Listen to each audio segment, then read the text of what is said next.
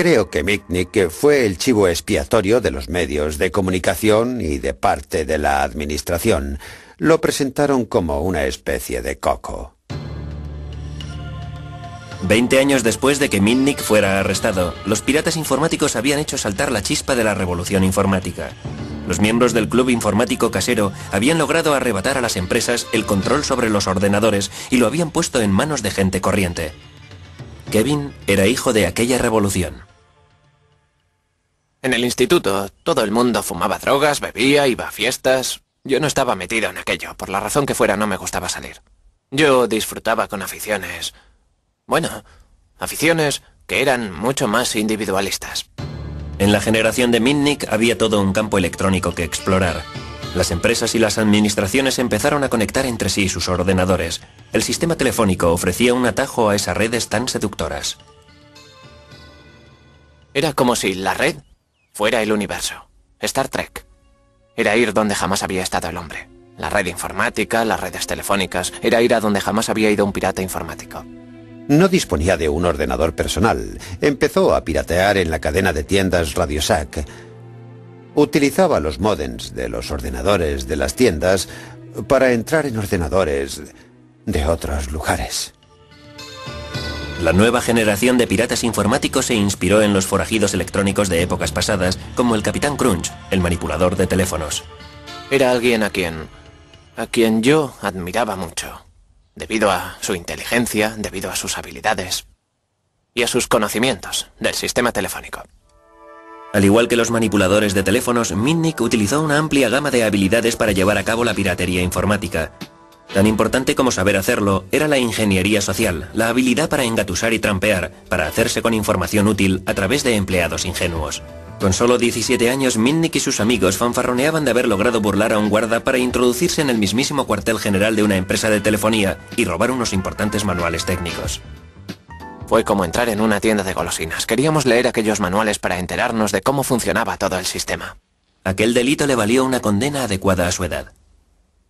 La empresa de telefonía estaba molesta porque alguien había tenido la osadía o la audacia de hacer aquello y porque ella misma no se había preocupado de su sistema de seguridad. Su sistema de seguridad era totalmente inoperante. El arresto de Mitnick creó un patrón para el futuro. Kevin continuó teniendo problemas. Tenía una capacidad más que notable para ser arrestado. Mitnick no fue el único que tenía problemas. Los oficiales de la NASA en Huntsville se percataron de que a finales de junio personas no autorizadas se habían introducido varias veces en un ordenador en el Centro Marshall de Vuelos Espaciales. Fueron lo suficientemente listos como para borrar la clave de entrada y la de salida. Los piratas informáticos, como ellos mismos se autodenominan, no solo fueron listos, sino muy arrogantes. Dejaron grabados mensajes en el ordenador como "no podéis cazarme". Yo creo que es algo biológico. Creo que hay gente que siente inclinación a hacerse pirata informático y gente que no.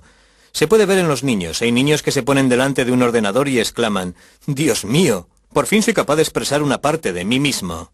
Las investigaciones llevaron al FBI a la casa de 4 adolescentes, todos los cuales iban a un colegio elitista. Allí es donde Michael Strickland dice que consiguió el número del ordenador de la NASA. Bueno, el número estaba en la lista del módem de Huntsville como un número más. Evidentemente era un error. A pesar de todo, tomé la decisión de hacer la llamada. El término pirata informático empezó a vaciarse debido a la gente que no estaba imbuida del espíritu de los piratas informáticos que irrumpieron por primera vez en los ordenadores. Hubo muchas intrusiones realizadas por adolescentes que se hacían con las claves o que aprovechaban las debilidades del sistema para introducirse en los ordenadores. Hizo falta una película de Hollywood para que el enfado se convirtiera en pánico. De repente hicieron una película, Juegos de Guerra, que tuvo un gran éxito de taquilla.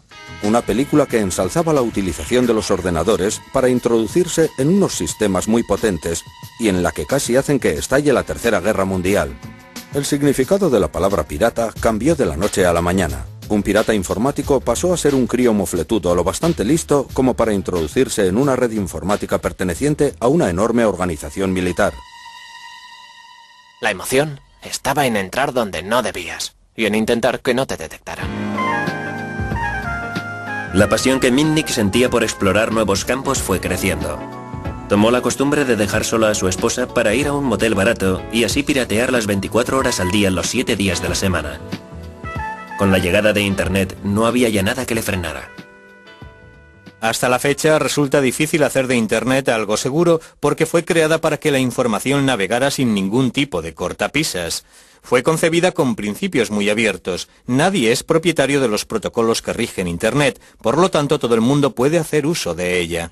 Pero el tiempo pasaba rápido, la frontera de los piratas informáticos había desaparecido. Internet iba a convertirse en una herramienta de trabajo. Los piratas ya no eran bien recibidos. A finales de los años 70 y principios de los 80, te animaban a practicar la piratería informática. Era lo que se llevaba. No era considerada un delito, sino más bien pura agudeza. Era una afición divertida. La sociedad que me rodeaba, la de mi entorno, fue cambiando. Yo estaba tan metido en la manipulación de teléfonos y en la piratería informática que no me percaté del cambio que se estaba dando en la sociedad de mi entorno. Sentía por ellas auténtica pasión e interés.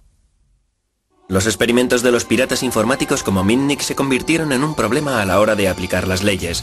Las cosas habían cambiado. Aquel no era ya el mundo en el que había crecido el club informático casero. La piratería pasó a ser asunto del FBI. Los delitos informáticos se han hecho cada vez más importantes a medida que los ordenadores han ido entrando cada vez más en Internet. Nos llegan muchas más quejas. Era un nuevo tipo de delito. No había ventanas rotas, coches que se daban a la fuga, ni huellas dactilares. Tuvimos que ponernos al día no solo en las nuevas tecnologías, sino que también en las técnicas innovadoras utilizadas por los delincuentes. Pero Mitnick fue eligiendo objetivos cada vez más grandes. En 1988 pirateó la red de DEC, un gigante de la informática, y copió detalles de su software que eran de alto secreto. No pasó mucho tiempo antes de que el FBI fuera a por él. Abrimos una investigación sobre el robo de software referente al desarrollo de un sistema operativo de la Digital Equipment Corporation. Mitnick fue arrestado en 1988. En 1989 fue declarado culpable y posteriormente cumplió condena en una cárcel federal. DEC declaró que el pirata lado oscuro le había causado daños por valor de 4.300.000 euros. En el juicio, Mitnick se dio cuenta del miedo que el mundo sentía por los piratas informáticos. Hubo un fiscal que en el juicio se acercó al juez federal y le dijo: si el señor Mitnick se acerca a uno de los teléfonos que utilizan los reclusos para hacer sus llamadas, sería capaz de iniciar una guerra nuclear. Yo estaba allí sentado ante el juez. No daba crédito, fue ridículo. El juez se contagió en gran medida de la historia del caso y ordenó que fuera aislado en una celda. Me tuvieron aislado en una celda durante 8 meses, basándose en el temor de que fuera capaz de iniciar una guerra nuclear a través de un teléfono. Creo que solo le sacaban de la celda 1 hora al día, y para hacerlo le ponían los grilletes.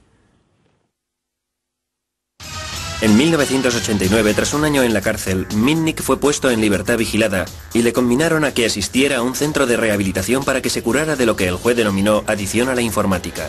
Finalmente fue a vivir al apartamento de su padre, pero era ya un hombre marcado. La empresa de telefonía controlaba las 3 líneas de teléfono que mi padre tenía en su apartamento. Quise averiguar quién estaba detrás de todo aquello y por qué. Averigüé quiénes eran los investigadores en Pacific Bell que habían instalado los equipos. Así que empecé a recoger información. ¿Que cómo recoge una información? Interceptando las comunicaciones.